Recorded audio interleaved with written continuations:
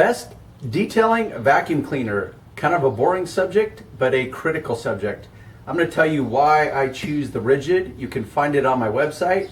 I'm also going to talk about the vacuum hose, which is an accessory that is also very important, and I'm going to show you why. So let me show you the before and after. Down here is my after. This is going to be the before and this is after. Why is this after? Because this is now used up and it's time to kick to the curb because it just looks unacceptable. But I've had it about 3 years and it just keeps going and going and going. Now you might notice that I have my utility cart, which you can also find on my website, that I'm a huge fan of. I don't know why I waited as long as I did, but I'm glad I finally pulled the trigger.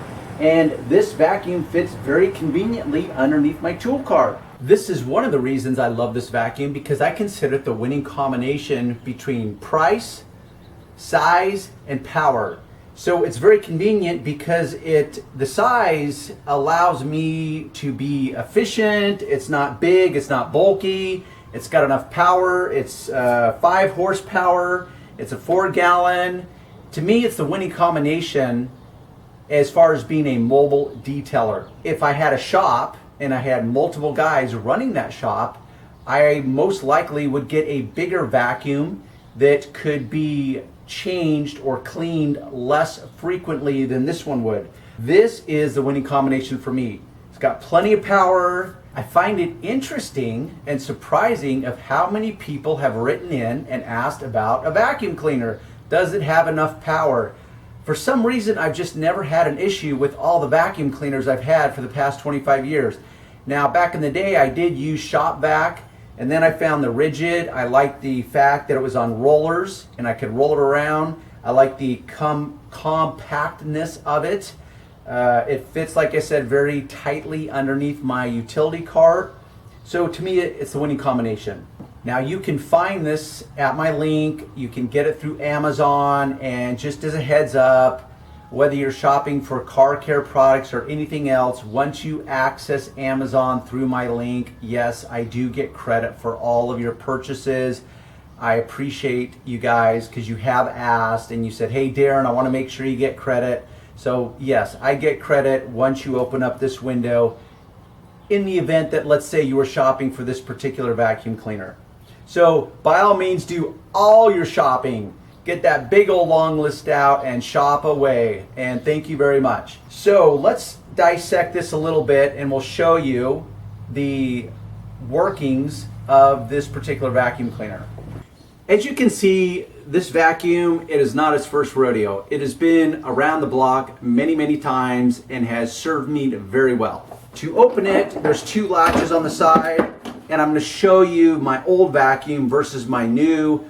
There is a few minor changes on the new version. Essentially, they are the same. Here we have the filter, and it is attached here. You can see how dirty it is. Now, as a rule, and this is where if you want, you can go through and collect a miscellaneous change, what have you. As a rule, I'm not trying to suck up big, bulky items. I throw those away into the trash. So power on this one, it's a 5 horsepower. To me, it is more than enough. Unless you're trying to suck the chrome off a bumper, you might want to rethink it because this will not be the tool for that. It clamps down very easily. It's got this handy. Now this hose is my Mr. Nozzle hose, and it comes with all the different attachments that you can attach to it. It attaches right in there. What's kind of cool about this vacuum is the fact that it's got this little receiver hole here. So when I'm working with it, I simply put the nozzle tip in there, and then it's easy access in and out. The on-off switch is right here. So here I have my excess cord. Now on my new one, I'm going to eliminate this cord because I never use this length of cord. That's a lot of cord to deal with, and it just gets in the way.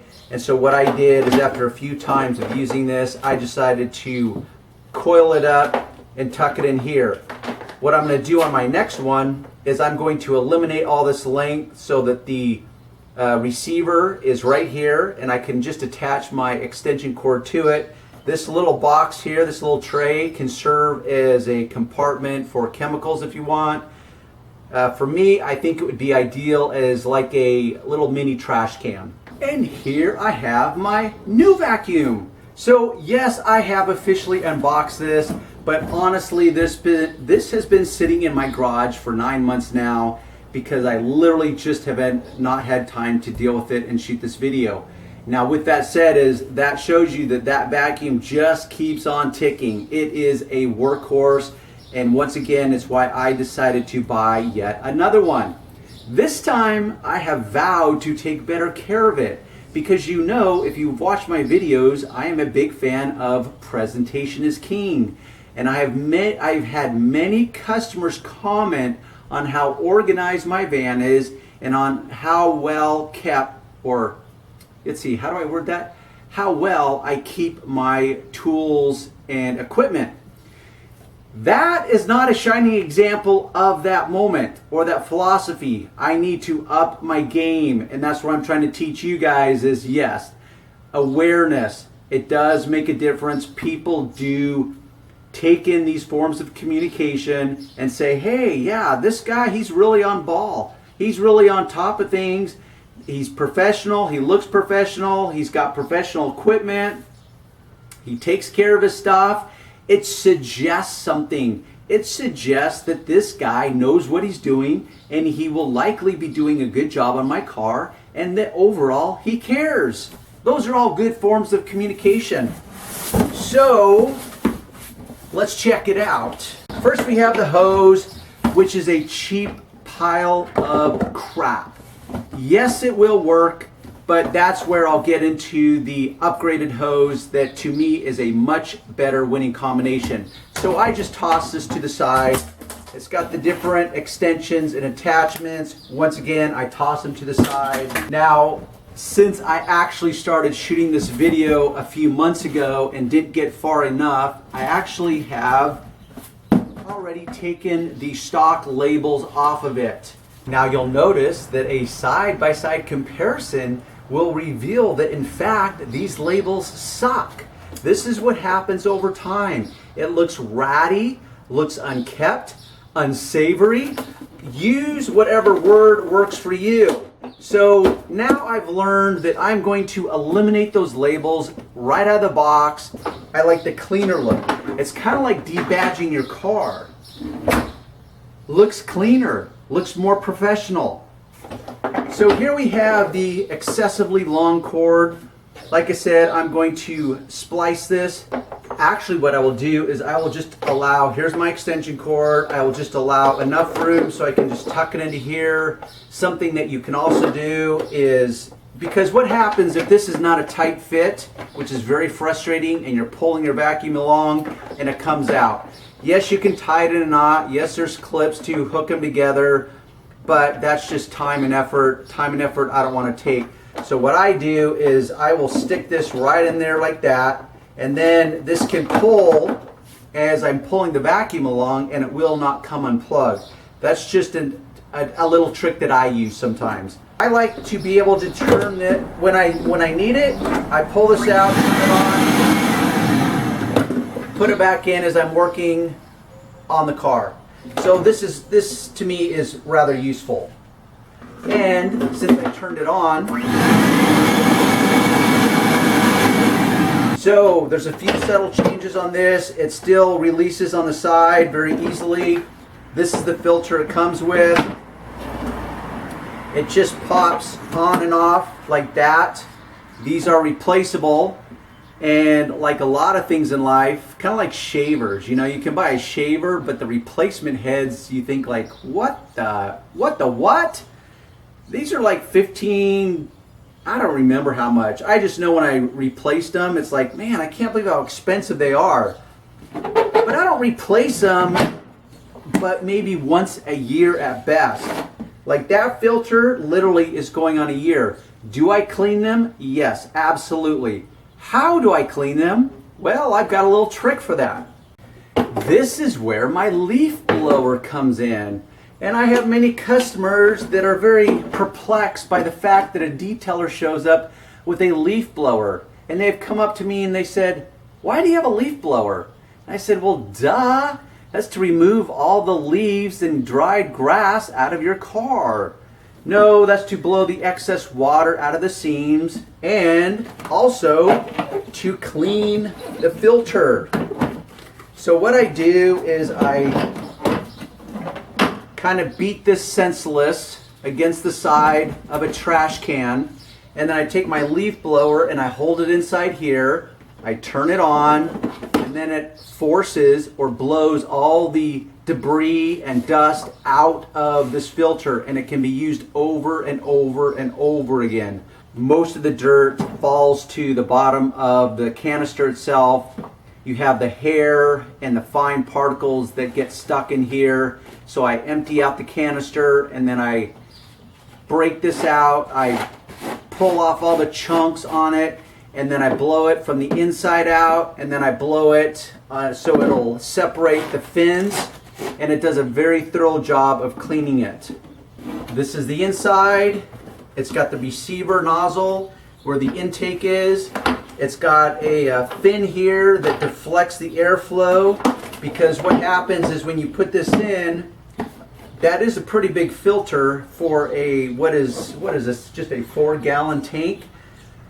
So that's a pretty big filter for a 4-gallon tank. So that actually is designed so that when it sucks the dirt in, it flows around the filter, and then the filter filters out and traps any dirt from getting into the motor. So to me, it's a pretty efficient design.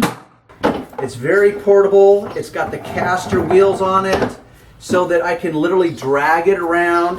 Let me remove my cart. So as I'm working, I can literally drag it around like this. It swivels around. Like I said, I simply shove this in and out. It's that quick and that easy to go. I really like it. It's very practical, very user-friendly. And the next thing I want to talk about is the Mr. Nozzle. This, by far, is the winning combination. Much more heavy-duty, much more rigid than this piece of crap. I can kink this. I can actually crush this with my finger or my hands. This, I could not crush with my hands. I don't know that I could run over it with a car. I don't know if it's that rigid, but as far as kinking it, it just doesn't kink, and I certainly cannot crush it with my hands. So it comes with all the necessary attachments to virtually hook up to any vacuum that you actually decide to use for yourself. Now you can see that it's weathered. I am not going to replace this. I'll wait a little while. What's cool is it has swivel ends. On both ends it swivels. Trust me, that is very handy. What you do need to know though is that these will come off and they are reverse threaded. You can see the color differentiation. This was new. This has been weathered. This is what it looks like originally. Now this comes off, and it's meant to come off, but it is reverse threads. So lefty loosey, righty tighty is not the way it goes. Oops, wrong end. So you reverse thread it on. Both sides do that, just like that. Now this nozzle does not come with, I bought that separately. This is my nozzle of choice. You can, if you happen to buy this on AutoGeek, whatever, this will be the stock nozzle that comes with the vacuum cleaner itself. Mr. Nozzle comes with what I consider big and bulky nozzles, not particularly great for detailing. This is more of a car wash mentality where they just want to get the chunks. I want to get the details, so I use this smaller nozzle, which fits right inside here very conveniently. And I highly recommend getting this with whatever vacuum cleaner that you get. Thumbs up on both of these. Now that we see what happens long-term use, like I said, if I had to guess, this is going on 3 years. I'm going to throw this to the curb. Officially what I'm going to do is I'm just going to donate it to like Goodwill, because it's still a very good vacuum. I don't need an excess of vacuums around my garage. So moving forward, how am I going to take care of this? Well, that's where we get into one of yet another of Darren's favorite products. Meguiar's Express Wax. Yes, and if you've seen my videos on the Meguiar's Synthetic Express Wax, it is what is called a non-staining wax formulation, which means that it will not stain black trim. And that's where I got to thinking, and that's where I then now have incorporated using this product on the inside of cars. So what I'm going to do is, as time moves forward and I clean my equipment, I'm going to... Now I know someone out there has probably just observed that and said, wow, Darren, you just shot some liquid down into the engine or the motor. Well, it's not exposed. There's shrouding inside there, so it's not actually getting to the electrical motor. But I'm going to use this wax to clean and keep this looking its best. Now, if it degraded to this point, this is the point where I would whip out my solution finish and restore it on this, but I'm not going to keep it, so I'm not going to worry about it. So the question becomes, what is the winning combination for you? I've just disclosed why I believe this is the winning combination for me. Obviously it is, because I chose to buy yet another one. I could push any vacuum down your throat if I wanted to. And one thing I'm learning, and I've learned this the hard way with myself, is that getting business as a detailer is difficult enough. But what I've learned is that often you will be your own biggest hurdle, your own biggest stumbling block, because you will want to overthink things. How does that apply in this moment? Well, as a rule, when you're first beginning out, you lack confidence, you lack experience. You will have a tendency to want to overcompensate. I have seen it over and over again. Guys want to go level 10 on everything they do. They don't just want to buy a single buffer, they want to buy 2 or 3 buffers. They don't want to just buy a vacuum cleaner, they want to go level 10 and get like a 15-gallon shop vac, big old gorilla size vacuum, because the mental game is the bigger it is, the better it is. Okay, you might get a little more horsepower, you might get a little more suction, but I'm not unrealistic in my expectations of a simple vacuum. I want it to work. I don't expect it to suck chrome off a bumper. I do expect it to work very reliably, give me years of use, not break the bank in buying it, and do a decent job. So once again, as I have realistic expectations for my detailing vacuum. So this is where I have simplified it. I don't have to go level 10 and carry a big, bulky vacuum that I have to pull in and out of my van. And like I said, if I had a shop where I had a bunch of guys working, that is a rule, they're gonna be lazy and they're never going to want to clean the vacuum out. They will let it go months and months and months. And I'm speaking from experience because that's what happens. You tell the guys, hey, that vacuum's got to be cleaned out once a night. When you're doing 20, 30 cars a day, you've got to clean that thing out every day. That's not my world anymore. So I get it. That's where you could go level 10. But for most of you starting out, you're on a budget, you have space constraints, you might be working out of the back of your car, the trunk, a hatchback, whatever. So to me, this is the winning combination. Maybe not for you, but it is for me. Something I want to add, because I've just rounded up my tools in order to splice this cord down to a more usable, friendly size, is that this is a wet and dry vacuum. So if you want to use it wet, which is a rule, I avoid getting this wet. Why? Because you have to take this filter out, because if this filter gets all wet, it's not usable anymore. It's got a little thing up here that when you suck in enough water, the water will force this up and it will stop sucking through that hose and it will start sucking air through here. You'll know the sound when you hear it. But as a rule, that's not my world. I'm not sucking up any water with this vacuum cleaner. But just so you know, it is in fact a true wet and dry vacuum cleaner. And I think that's where a lot of guys want to overthink it and go level 10, is somehow you introduce the element of liquids or water into it and then think, hey, maybe I can get by without getting a steamer or a carpet extractor and I can use this. Yes, I know some guys that do it. It's just that between the Tornador, the vapor steamer that I have now, and this, I don't need a carpet extractor. And this can remain dry. So to me, it's just a non-issue, but I wanted to clarify it is in fact a wet and dry vacuum cleaner. So I'm gonna break out the tools. I'm gonna cut this to length. I'll bring you back in, show you the end result if you're interested in doing it. Like I said, I carry plenty of extension cord with me. I have about 200 feet of cord that I always carry with me. So this just gets in the way. I don't need extra cord.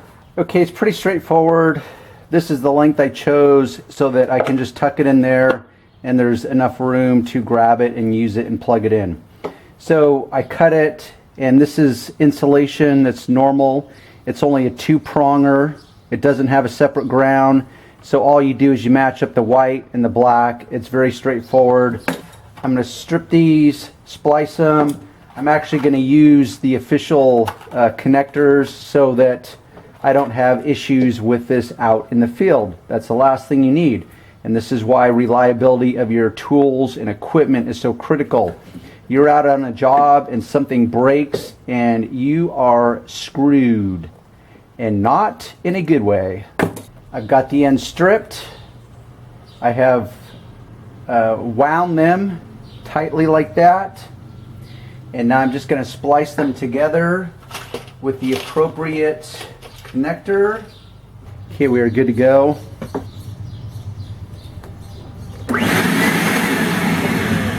Yes, we are in business. So just double check my ends. So here we are with the finished product. Does this look as sanitary as I would want it to? Honestly, no it doesn't, okay? But I think it's acceptable. I wish I had some black electrical tape, but this will work, and it's going to be much more user-friendly for me. It's not going to get in my way. I can still use this as a little trash can. I can still use this receiver for the vacuum hose itself. So I've debadged it. It's clean, it's stock. I'm actually going to get some decals that say Auto Fetish on it, because I like to decal up my equipment, like my utility cart, my vacuum. I just haven't had time to do it. Once again, I'm just too limited. So, hope you've come to your own decision as to what you feel would be the winning combination of vacuum cleaners yourself.